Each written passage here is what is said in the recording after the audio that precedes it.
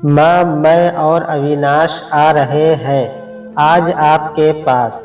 Honeymoon से वापस आई रोहिणी चहकती हुई अपनी माँ से बोली, मगर दूसरी तरफ से सिर्फ ठीक है सुनकर उसका उत्साह थोड़ा कम पड़ गया। शादी के बाद पहली बार वह अपने पति के साथ मायके आ रही थी, लेकिन उनकी माँ को जैसे कोई खुशी नहीं थी। रोहिणी को लगा शायद माँ थकी होगी, तभी ऐसे बात कर रही है। खैर, अगले दिन 5 घंटे के सफ़र के बाद वह और अविनाश उनके मायके पहुंच गए, जहां रोहिणी ने सोचा था उनकी माँ खुश होकर मिलेगी, ससुराल के बारे में पूछेगी, हनीमून के बारे में पूछेगी। पर ये क्या, माँ और पापा ने औपचारिकता और तौर पर बात करी। माँ चाय नाश्ता देकर ये कहकर कमरे में चली गई कि रसोई में खाने की तैयारी करनी है, और पापा थोड़ी देर बात करके अपने कमरे में अखबार पढ़ने चले गए। रोहिणी और अविनाश एक दूसरे की तरफ देखने लगे। रोहिणी को बहुत बुरा लगा। वे अविनाश को कमरे में बिठाकर माँ के पास रसोई में चली गई। रसोई में माँ के गले में बाहें डालकर मनोहर करती हुई बोली, क्या बात है माँ, आपने ढंग से बात भी नहीं की, मुझसे नाराज हो क्या? अरे क्या कर रही है, एक तो वैसे ही इतनी गर्मी है, ऊपर से ये काम, पीछे हट जरा, कहते हुए रोहिणी की बाजुओं को गले से हटा दिया। रोहिणी की आंखें भर आई, फिर भी एक बार प्यार से पूछा, माँ खाने में स्पेशल क्या बनाया है? करेले की सब्जी, दाल चावल और रोटी, माँ ने जवाब दिया। पर माँ, मैं करेले तो खाती नहीं, कुछ स्पेशल नहीं बनाया, जो बन पड़ा बना दिया, अब इतना काम नहीं होता। सीधा सपाट उत्तर देकर माँ अपने कमरे में चली गई। रोहिणी आंखों में आंसू लिए वहीं खड़ी रही। कुछ देर बाद भारी कदमों से अपने कमरे में चली गई। उसे याद आया, अभी शादी से पहले उनकी ताई की बेटी आई थी अपने पति के साथ। शादी के बाद पहली बार माँ और पापा ने उनकी आवभगत में कोई कमी नहीं छोड़ी थी। शाही पनीर, कोफ्ते, राजमा, पापड़, जाने माँ ने क्या क्या बना दिया था। आते वक्त वो अविनाश से कह रही थी, देखना मम्मी ने बहुत कुछ बनाया होगा, खाते खाते थक जाओगे, पर माँ खिलाना बंद नहीं करेगी। पर यहाँ तो सब कुछ ऐसा हो रहा था जैसे वो दोनों अनचाहे मेहमान हो। खाने की टेबल पर बैठे तो दाल चावल, एक सब्जी और रोटी देखकर अविनाश ने रोहिणी की तरफ देखा, मानो आँख से पूछ रहे हो, कहाँ गई सारी डिशेज? रोहिणी ने आंखें नीचे कर ली। कहती भी क्या, कुछ कहने के लिए था भी नहीं। तभी अविनाश ने पूछा, मम्मी जी दही है क्या? मुझे खाना दही के साथ खाना पसंद है। नहीं दामाद जी, मैं और रोहिणी के पापा खाते नहीं, तो घर में रखते ही नहीं हैं। रोहिणी ने पापा की तरफ देखा, शायद वो ले आए, पर पापा निर्विकार अपना खाना खाते रहे। रोहिणी ने कहा, मैं ले आती हूँ, दुकान पास में ही है।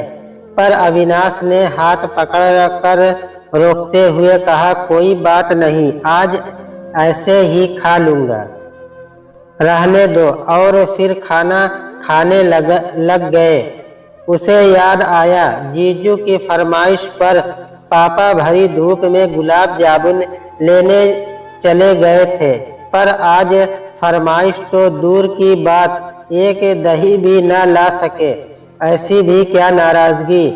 भारी मन से खाना खाने के बाद रोहिणी ने कमरे में आकर सूटकेस से माँ के लिए सुंदर सी साड़ी और पापा के लिए वॉलेट और बहुत से छोटे मोटे उपहार लेकर माँ के पास गई।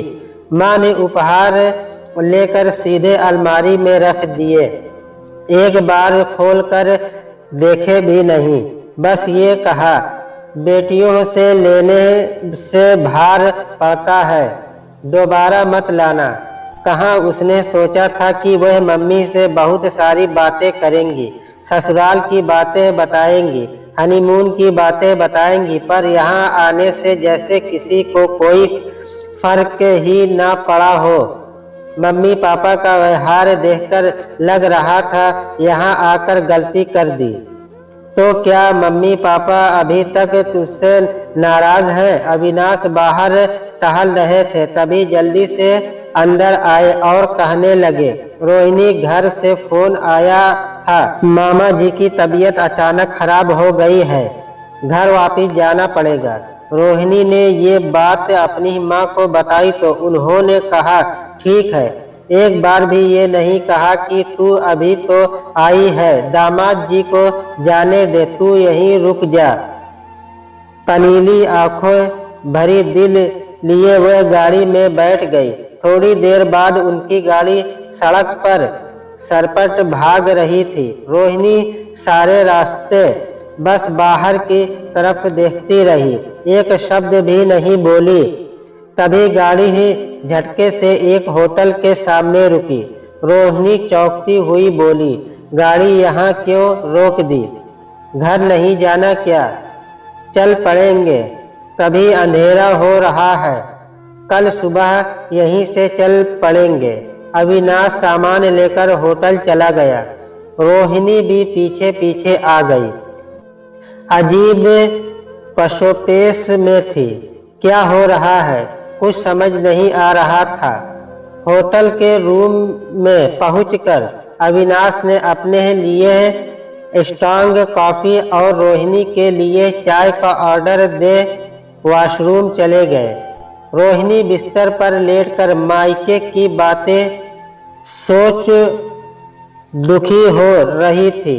ऑर्डर आने पर दोनों पीने बैठे तो अविनाश ने बताया, मामा जी को कुछ भी नहीं हुआ है, वह बिल्कुल ठीक है। तो फिर मुझे घर से क्यों ले आए? रोहिणी ने चौंकते हुए पूछा। ताकि तुम और न रो। मतलब ये कि जब से तुम्हारे घर आए हैं न किसी ने ढंग से बात की और न हमारे साथ बैठे। किचन में हो रही बात भी मैंने सुन ली थी, बहुत बुरा लगा। माना हमारी लव मैरिज है, पर शादी तो घर वालों की मर्जी से ही हुई थी ना, कोई भाग कर तो शादी नहीं की हमने। रोहिणी की आंखों में आंसू आ गए। कहने लगी, तुम्हारी जगह कोई और होता तो आदर सत्कार न मिलने पर भड़क उठता, दुनिया भर के ताने सुनाता। सच में पता नहीं उन्होंने ऐसा क्यों किया। मुझे लगा शादी की थकावट है, पर एक बार गले लगाकर प्यार तो जता ही सकते थे। इतना कहकर रोहिणी अविनाश के गले लगकर रो पड़ी। इतनी देर से जो सैलाब उसके अंदर भरा था, अविनाश के प्यार से टूटकर बह निकला। अविनाश बहुत देर तक उसे ऐसे ही गले लगाए सहलाता रहा और उसे दिलासा देता रहा, कोई बात नहीं, धीरे धीरे हम उन्हें मना लेंगे, तुम परेशान न हो। रोहिणी की आंखों से आज नींद कोसों दूर थी। अतीत की परछाइयां उसका पीछा कर रही थी। वो प्रोफ किशन शर्मा की इकलौती संतान थी। माँ स्कूल में अध्यापिका थी। 2 गर्भपात होने के बाद रोहिणी उनकी गोद में आई थी। रोहिणी नच्छड़ में पैदा हुई तो पापा ने यही नाम रख दिया था। बहुत प्यार करते थे उससे और साथ में बुनते थे बहुत सारे सपने। किशन जी डॉक्टर बनाना चाहते थे, मगर पैसे की तंगी के चलते मेडिकल फीस का जुगाड़ नहीं कर पाए थे। फिर मन मारकर घर की गाड़ी चलाने के लिए टीचिंग प्रोफेशन चुन लिया। रोहिणी, मैं वो अपने सपनों को जीवन होते देखते थे। वो चाहते थे रोहिणी शहर की बेस्ट डॉक्टर बने। खिलौनों में डॉक्टर किट जरूर होती ताकि उसका सुझाव डॉक्टरी की तरफ रहे। रोहिणी भी पढ़ने में बहुत होशियार निकली। 10वीं में पूरे टेस्ट में टॉप किया था।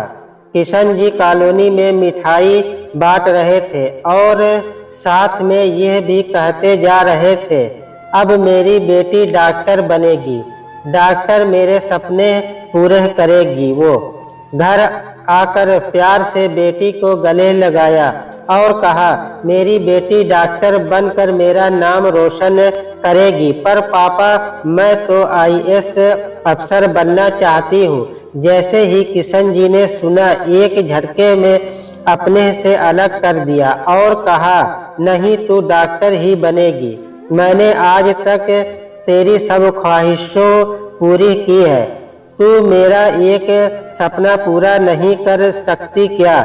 पर पापा, मुझे साइंस में इंटरेस्ट नहीं है। आप मेरे मार्क देख लीजिए, सबसे कम साइंस में ही है। जब से मैंने अपने स्कूल के फंक्शन में SDM सर को देखा है, तब से ही उनके पद और प्रतिष्ठा से प्रभावित हुई हूँ। मैं भी उन्हीं की तरह बनना चाहती हूँ। पर बेटा, IAS अफसर तो तुम मेडिकल रहकर भी बन सकती हो। बहुत से अफसर हैं जो मेडिकल लाइन में ही IAS बने हैं। और रही पद और प्रतिष्ठा की बात, तो बेटा, जितना सम्मान डॉक्टर के प्रोफेशन में है, उतना कहीं नहीं है। मेरी बात मान ले। किशन जी ने आखिरी बार अनुहार करते हर कहा, पर रोहिणी ने सीधा सपाट उत्तर दे दिया, मैं साइंस नहीं रखूंगी, मुझे आर्ट में ज्यादा इंटरेस्ट है। IAS का पेपर क्वालिफाई करने के लिए आर्ट के सब्जेक्ट ज्यादा मायने रखते हैं। आप मुझे साइंस करने के लिए दबाव न बनाएं। उसने एक में आर्ट के सब्जेक्ट रख लिए। उनके बाद से पापा ने उससे बात करना बहुत कम कर दी थी। रोहिणी ने सोचा, कुछ दिन की बात है, ठीक हो जाएंगे, पर ऐसा कुछ ना हुआ। उनके बाद रोहिणी ने 1 और 2 में फिर टॉप किया, पर इस बार किशन जी ने कोई मिठाई नहीं बांटी। कहा, आर्ट भी कोई पढ़ने की चीज है, ये सब्जेक्ट तो नालायक बच्चे लेते हैं। पर रोहिणी ने पढ़ने में कोई कसर नहीं छोड़ी। उसने अच्छे नंबरों से कॉलेज पास कर लिया। कॉलेज खत्म करने के बाद उसने सोचा, 1 साल कोचिंग कर लेती हूँ, उसके बाद पूरी तैयारी में एग्जाम दूंगी। पर पापा ने मना कर दिया। उस साल उसने बिना कोचिंग के ही एग्जाम दिया, पर थोड़े नंबरों से रह गई। घर से इस पढ़ाई के लिए कोई सपोर्ट तो नहीं मिलता था। अतः उसने कॉलेज के प्रोफेसर से बात करने की सोची। उन्होंने सलाह दी कि तुम मास्टर्स करो, साथ में कोचिंग की हेल्प ले सकती हो, अन्यथा ऑनलाइन बहुत से प्लेटफॉर्म हैं जिसमें तुम्हें हेल्प मिल जाएगी। इस बार रोहिणी ने कोचिंग के लिए बात की तो पापा ने कहा, इस शहर से बाहर नहीं भेजूंगा, यहीं से कर लो। रोहिणी मान गई। MA के साथ कोचिंग भी जाने लगी। MA में उनकी मुलाकात अविनाश से हुई। वह भी IAS बनना चाहता था। अब दोनों कोचिंग और कॉलेज में साथ साथ पढ़ने लगे। उस साल दोनों ने एग्जाम दिया। दोनों का प्रीलिम्स क्लियर हो गया। रोहिणी बहुत खुश हुई। घर जाकर मम्मी पापा के गले लग गई। मम्मी तो खुश हो गई, पर पापा ने इतना ही कहा, हाँ ठीक है, प्रीलिम्स में बहुतों का क्लियर होता है, मैथ और कंप्यूटर निकले तब खुश होना, वह भी हो जाएगा पापा। अब बस आपका आशीर्वाद दे दीजिए, रोहिणी ने भाव विभोर होकर कहा। उसने मैथ के लिए दिन रात एक कर दिया और उसे भी क्लियर कर दिया। अविनाश का भी मैथ क्लियर हो गया। दोनों बहुत खुश थे। उस दिन रोहिणी ने उससे अपने मन की बात कह दी। अविनाश, मैं तुम्हें पसंद करती हूँ, क्या मुझसे शादी करोगे? अविनाश ने उसका हाथ पकड़कर कहा, बस एक बार यूपीएससी क्लियर कर लूँ, मैं खुद तुम्हारे मम्मी पापा से बात कर लूँगा। मैं भी तुम्हें बहुत प्यार करता हूँ। एग्जाम का रिजल्ट आया। अविनाश क्लियर हो गया था। IRS पद मिला था उसे, पर रोहिणी का नहीं हो पाया। थोड़े से नंबर्स की वजह से रह गई। उसे बहुत दुख हुआ, पर अविनाश के लिए खुश थी। घर पर जब रिजल्ट आया तो पापा ने कहा, मैंने तो पहले ही कहा था IAS हर किसी के बस की बात नहीं है। मेरी बात मानी होती तो अब तक MBBS कर चुकी होती। माँ ने भी कुछ खास नहीं कहा। बेचारी दिन भर अकेली कमरे में रोती रही। अविनाश ने उसे हिम्मत दी, तुम टेंशन मत लो, अगली बार पक्का हो जाएगा। एक दिन सुबह सुबह किशन जी ने सावित्री जी से कहा, आज रोहिणी को तैयार होने के लिए कह देना। मेरा दोस्त, उनकी पत्नी और बेटा उसे देखने आ रहे हैं। उसका बेटा मैनेजर की पोस्ट पर है और घर भी इसी शहर में है। रोहिणी की तस्वीर देखते ही उसने हाँ कर दी थी। आज शगुन डालने आ रहे हैं। इतना सुनते ही रोहिणी पापा के पास आ गई और कहने लगी, मैं अविनाश से प्यार करती हूँ और उसी से शादी करूँगी। तड़ाक एक सन्नाटेदार थप्पड़ उसके गाल पर पड़ा। वो ठगी सी रह गई। आंखों में आंसू बहने लगे और एकटक पापा की तरफ देखे जा रही थी। आज जिंदगी में पहली बार किशन ने उसके ऊपर हाथ उठाया था। किशन जी चिल्लाकर बोले, इसलिए इस साहबजादी का पेपर क्लियर नहीं हो रहा। प्यार के गुरछल्ले उड़ाए जा रहे हैं। अगर इस बार तुमने मेरी बात नहीं मानी तो तुम्हारा मेरा रिश्ता खत्म, समझी? पापा अपना फरमान सुनाकर अपने कमरे में चले गए। रोहिणी बहुत देर तक रोती रही। शाम को पापा के दोस्त की फैमिली उसे देखने आई। जैसे ही रोहिणी लड़के से अकेले में मिली, उसने सारी बात साफ साफ कह दी। वह लोग बिना कुछ कहे ही चले गए और घर जाकर रिश्ते के लिए मना कर दिया। यह सुनकर तो किशन जी का गुस्सा 7वें आसमान पर पहुंच गया। कहने लगे, तुमने मेरे दोस्त को दिया वादा तोड़वा दिया, उसकी आंखों में मेरी छवि खराब कर दी। जिससे शादी करनी है करो। आज से मेरा तुम्हारा रिश्ता खत्म। वो औलाद ही क्या जो माँ बाप की एक न सुने। तुम कभी खुश नहीं रहोगी। तुमने हर बार मेरी उम्मीदों पर पानी ही बहाया है। तुम वो कभी हासिल नहीं कर पाओगी जो सोचा है। रोहिणी आवाज रह गई थी। पापा की बात सुनकर अपनी संतान के लिए इतनी नफरत वो समझ नहीं पाई। उनके बाद से पापा ने बात करना ही बंद कर दिया। सावित्री जी भी रोहिणी के इस फैसले से खुश नहीं थी। सारी बातें अविनाश को बताई। उसने धीरज बंधाया। कुछ दिन बाद अविनाश अपने परिवार के साथ उसके घर रिश्ते की बात करने आया।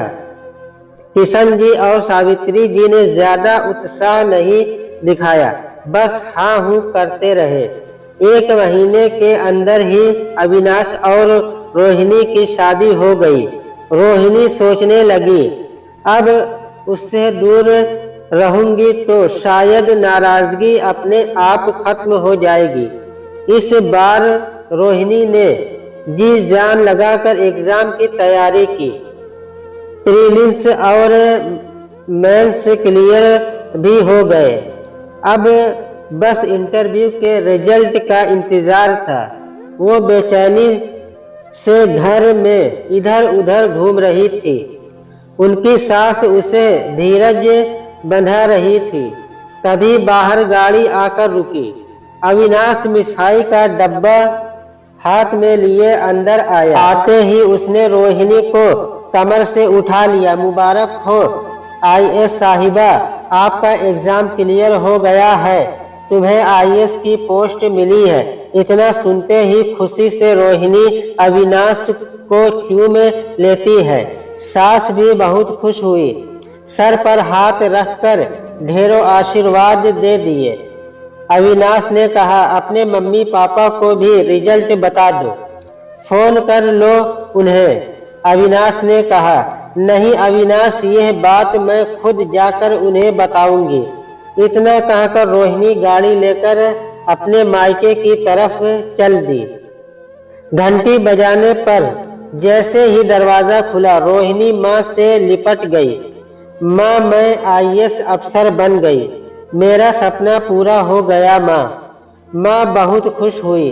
तभी पापा अपने कमरे से निकल कर आए। रोहिणी उनसे भी बच्चों की तरह लिपटकर चहकती हुई बोली, पापा मेरा सपना पूरा हो गया, मैं अफसर बन गई। पर इतनी बड़ी बात सुनकर भी किशन जी खुश नहीं हुए। बस इतना कहा, अच्छी बात है, पर डॉक्टर बनती तो ज्यादा खुशी होती। रोहिणी बस देखती रह गई।